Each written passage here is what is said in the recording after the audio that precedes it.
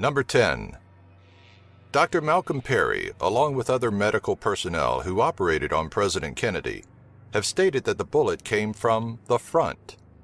They were trained in treating trauma patients and bullet wounds. Oswald's alleged gun, the 6.5 millimeter Mannlicher Carcano, was not a high-powered rifle and is extremely inaccurate. With a telescopic scope on the weapon, the shooter would have to reposition the rifle after each shot because of the massive recoil. Number 9. During his time with the Marines, Oswald only qualified as a marksman, which was considered rather poor. If he had actually been a good shot, he would have been drafted to the 303 Infantry, but instead he was a radar technician learning Russian. With his knowledge, it would have been nearly impossible for Oswald to fire those 3 shots in 6.3 seconds. Even experts that the Warren Commission hired were not able to successfully complete the task. Number 8. 10 squad cars and a media crew showed up at the local movie theater to arrest Oswald. They didn't know he would be there. A worker had called saying a man entered the theater without purchasing a ticket. Several former government officials, including E. Howard Hunt, have come forward with the story of what really happened on November 22, 1963. Hunt has stated that the operation to kill President Kennedy was codenamed the Big Event. Number 7. Oswald was interrogated for nearly 12 hours, yet there were no recordings made. The few notes taken were later destroyed, and a lawyer was not present, even though Oswald repeatedly asked for legal assistance. The Lincoln limousine, which Kennedy was shot in, was in Detroit being refurbished the Monday after the assassination, on November 25, 1963. This was done before forensics could even touch it. Number 6. At the time Kennedy was assassinated, Dallas police officers, among other investigators, found Oswald's alleged rifle hidden behind some boxes on the 6th floor of the Texas School Book Depository. After it was swept for prints, several were found on the rifle. Later, it was concluded that under 6 grooves made by the finger and palms imprinted on the gun resembled Oswald's. At this time, federal law said that 6 to 12 must be in relation to the defendants for it to be used in court. As we all should know, Oswald never made it to court. He was gunned down very shortly after the death of President Kennedy by Jack Ruby. Number 5. President Kennedy's body was illegally moved from Parkland Memorial Hospital in Dallas to the Bethesda Naval Hospital by Secret Service agents. Even though it was the president's body, this was still against the law at that time before an autopsy was performed. Elm Street, the street Kennedy was killed on, is a 120-degree turn. Standard Secret Service motorcade protocol allows a maximum of a 90-degree turn.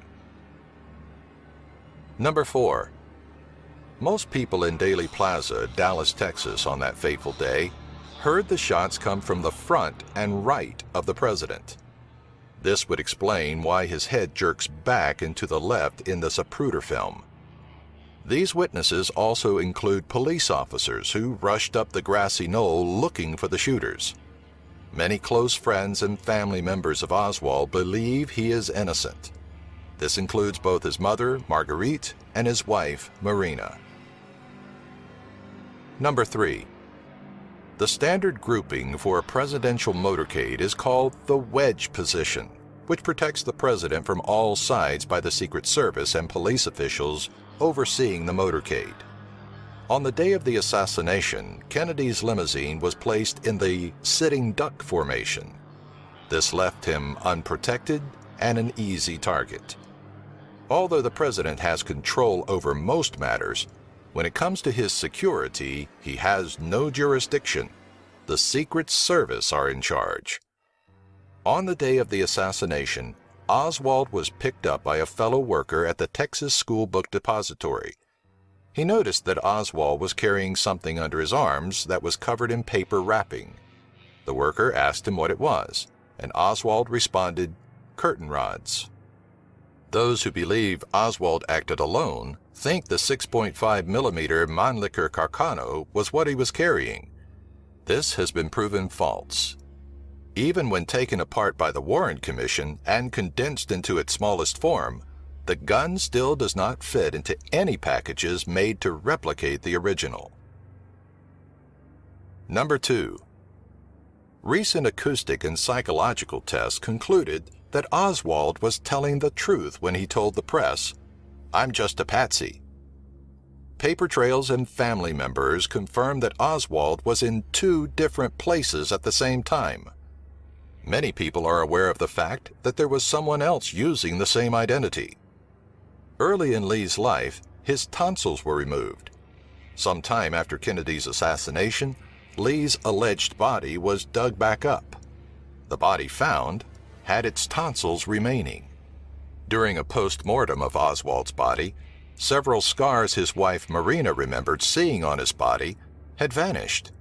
The mortician made note of this. Number 1. Experts have asked to examine bullet fragments allegedly found in or near JFK's body.